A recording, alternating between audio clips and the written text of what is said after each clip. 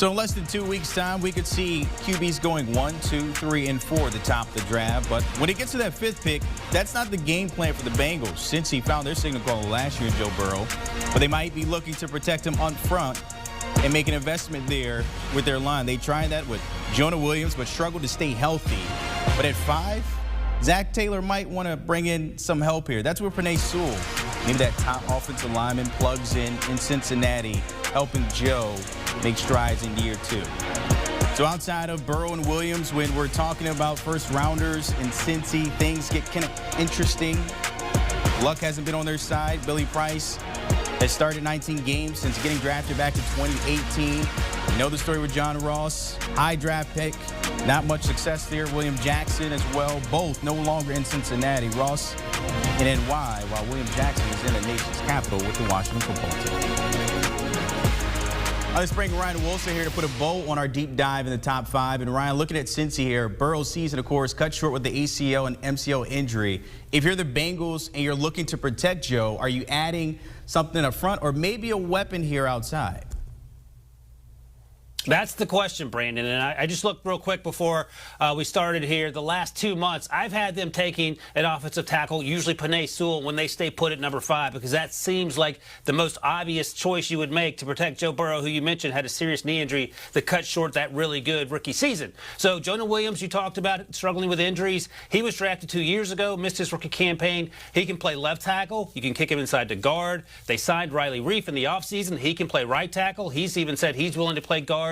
You add Penei Sewell, that gives you 60% of that offensive line playing at a high level, and we've seen it from Tom Brady to Patrick Mahomes to Lamar Jackson. If you can protect your franchise quarterback, whether he's mobile or fast or whatever, your team will go a long way.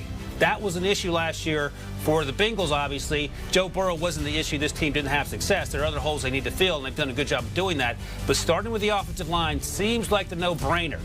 But, Brandon, I was talking to some people this week, and they're not convinced the Bengals are taking an offensive lineman at number 5. So that gets to the second part of your question there. Maybe they'll go in another direction. Maybe to be a wide receiver, and they'll circle back later and get that offensive tackle they so desperately need. Of course, you always think maybe the Kyle Pitts fits there as well if he doesn't go to the Falcons at 4. So see how that pans out. So outside of that, let's say Penei Sewell at 5. You had the Bengals kind of dipping in the offensive pond here a little bit in your latest mock.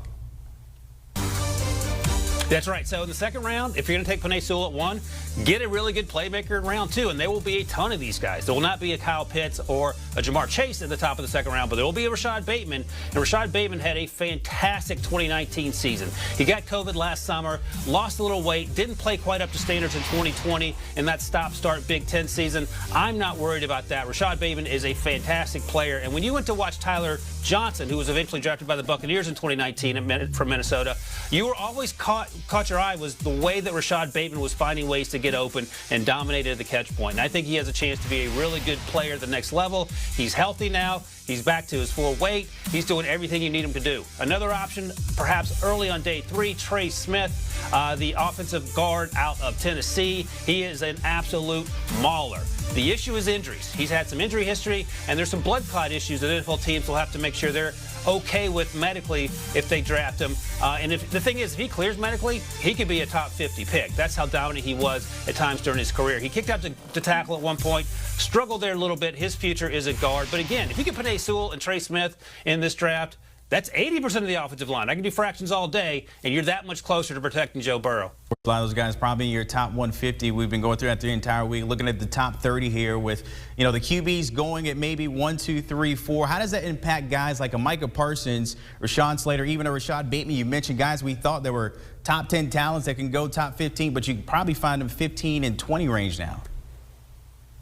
Yeah, this is great news for teams picking in the second half of the first round, maybe even early second round, as you mentioned, Brandon, because there's going to be a run on quarterbacks. There'll be a run on offensive tackles early. We'll see some runs on wide receivers, too, at least the top 3 guys, and that's going to push down a lot of really good players. You mentioned Micah Parsons, who's a top 5 player in my mind. Had some maturity issues at Penn State. NFL teams will have to decide whether that's a concern for them or not, but he is dominant when he's on the field. Didn't play in 2020, and when you talk to scouts, they didn't care. They didn't need to play. That's how good he was. He can do everything. He's blocking punts here. He's taking over games from the middle of the defense. He can rush off the edge if you want to. He destroys offenses, and that's what he does extremely well. Two other names to keep an eye on of guys that have fallen either because they get pushed down or because of injury histories. Caleb Farley, top 10 pick cornerback out of Virginia Tech, had a back procedure a few weeks ago. He could fall down. Gregory Rousseau, who opted out at Miami in 2020, was dominant in 2019, an edge rusher who could also hear his name called late in round 1. Those gems you can see, as you just mentioned there, in the later rounds we'll see. Ryan Wilson, appreciate you always tapping in on HQ. Don't forget, the conversation continues at Pick 6 podcast. Download and give the friends a listen there. Your daily NFL fix, of course, with Will Brinson, Ryan Wilson, and John Breach. Download and follow the pod. Want a sports network that delivers everything that matters about the game? The highlights, the picks, the instant analysis. No yelling, no fake debates, no politics. Hit the subscribe button and never miss a moment.